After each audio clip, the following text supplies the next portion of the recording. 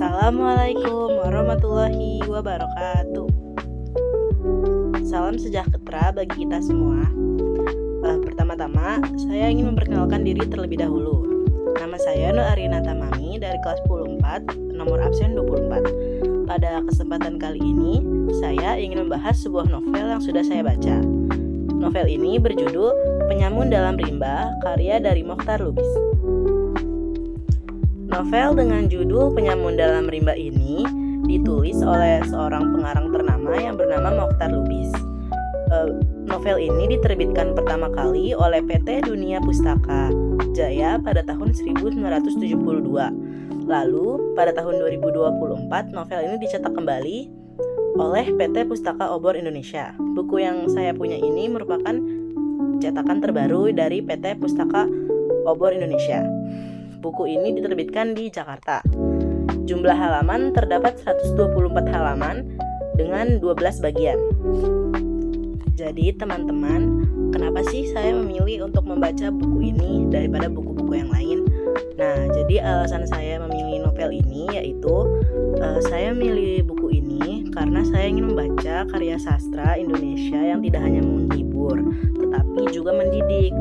Buku ini mengandung banyak sekali pesan moral dan juga ada pengetahuan tentang alam, dan dia memperkenalkan budaya lokal sehingga cocok untuk dianalisis dari sisi isi dan juga dari gaya penulisan penulis. Nah, Penyamun Dalam Rimba ini juga mempunyai unsur petualangan, nilai-nilai kehidupan dan penggambaran lingkungan alam Indonesia yang sangat mendetail. Buku ini sangat cocok dan untuk dibaca oleh orang dewasa maupun anak-anak karena isinya sangat bermakna. Nah, isi dari buku ini yaitu menceritakan kisah perjalanan dari 3 sekawan yang akan berpetualangan menuju hutan atau ya di sini disebutnya rimba. 3 sekawan ini bernama, yang satu namanya Iwan yang berumur 16 tahun, Arman dan juga Cecep yang sama-sama berumur 14 tahun. Mereka pergi menjelajahi hutan tidak sendiri. Mereka ditemani oleh 4 orang lainnya. Yang pertama ada paman dari Cecep yang sudah berpengalaman dalam menjelajahi hutan. Lalu yang kedua ada Pak Buncit yang seorang penunjuk jalan, dan juga ada 2 anak muda lainnya yang bernama Ahmad dan Karim. Di buku ini diceritakan juga bagaimana para 3 sekawan ini bertemu dengan banyaknya flora dan fauna yang tersebar di dalam hutan. Seperti ada berbagai macam tipe anggrek, rusa, dan juga mereka melihat ular dengan panjang 5 meter yang sedang berkelahi dengan seekor babi.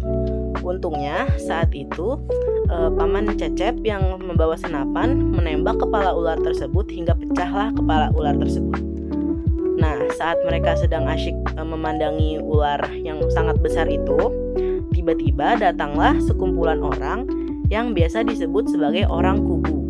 Nah, jika teman-teman tidak tahu, orang kubu ini merujuk kepada satu kumpulan masyarakat orang asli yang tinggal di dalam pedalaman rimba atau di dalam hutan belantara. Nah, orang-orang kubu ini saat itu meminta izin kepada mereka untuk membawa daging dari ular tersebut dan babi tersebut untuk dimakan. Nah, Pak Buncit yang kebetulan sudah mengenal orang kubu tersebut akhirnya memperbolehkan. Mereka pun akhirnya melanjutkan menjelajahi hutan rimba tersebut. Saat sudah setengah perjalanan, paman Cecep pun memberitahu kepada mereka bahwa ia mempunyai sebuah peta tua. Nah, peta tua ini katanya dibuat pada masa kejayaan Jepang.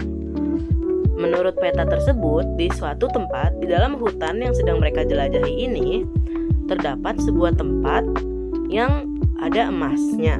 Nah, jadilah saat itu tujuan utama mereka adalah mencari tempat tersebut yang ada emasnya ini.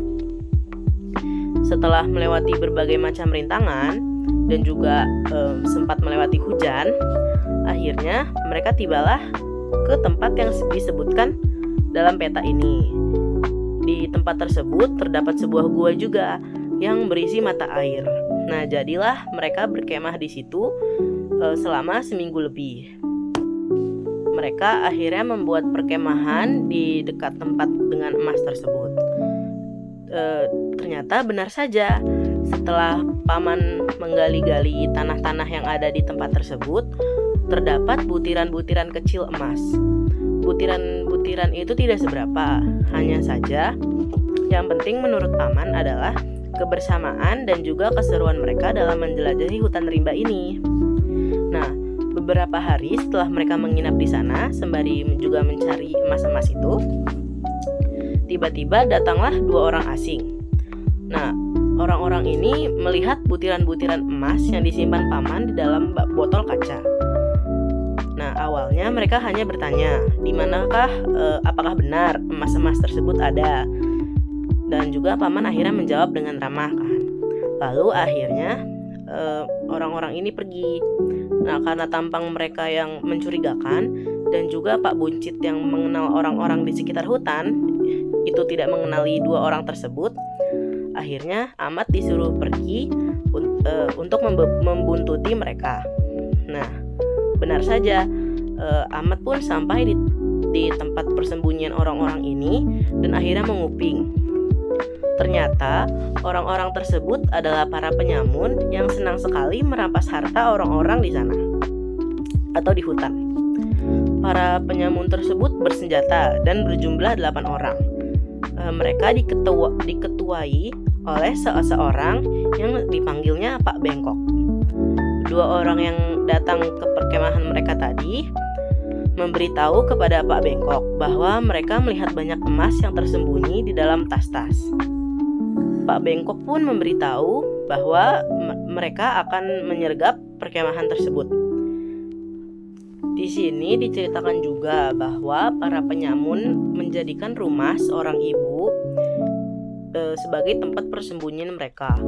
Nah, kebetulan juga rumah ibu ini jauh dari pedesaan dan berada di tengah-tengah hutan. Ibu ini mempunyai seorang anak yang bernama Namila. Namila mempunyai 2 peliharaan. Yang pertama yaitu seekor monyet yang diberi nama si botak dan juga anak rusa yang bernama si putih. Ibu ini dijadikan pesuruh oleh para penyamun tersebut. Nah, saat Ahmad sedang mengawasi mereka, kebetulan ibu dan Namila berhasil kabur dari rumah tersebut dan bersembunyi di dalam gua.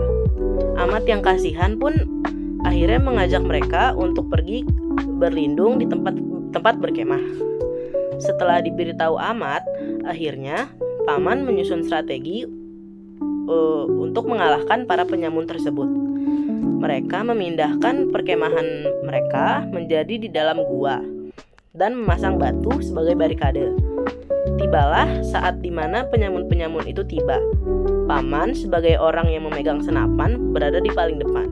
Cecep, Iwan, dan Arman memegang ketapel dan membantu dengan melempari para penyamun itu dengan batu. Akhirnya mereka pun berhasil membuat 4 dari penyamun tersebut luka-luka. Akan tetapi Pak Bengkok yang merupakan ketua dari mereka sangat kuat dan jago silat. Mereka pun akhirnya kesusahan. Untungnya saat mereka sedang kesusahan itu, tiba-tiba datanglah sekumpulan orang kubu membantu mereka. Akhirnya ke-8 dari penyamun tersebut berhasil dikalahkan. Akhirnya mereka pun memanggil polisi dibantu oleh orang-orang kubu tersebut. Nah, setelah permasalahan panjang ini, tibalah waktu bagi mereka untuk pulang ke rumah. Di perjalanan pulang, mereka sempat singgah di sebuah perkampungan kecil. Orang-orang di sana sempat mengeluh bahwa ternak-ternak mereka dimakan oleh sebuah harimau. Akhirnya, orang-orang di sana meminta bantuan kepada mereka. Paman pun menjadikan hal ini sebagai kesempatan untuk ketiga sekawan tersebut membantu menangkap harimau.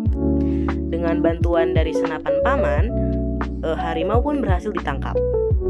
Nah, mereka pun akhirnya melanjutkan perjalanan pulang mereka dan bertemu dengan banyak flora dan fauna lainnya.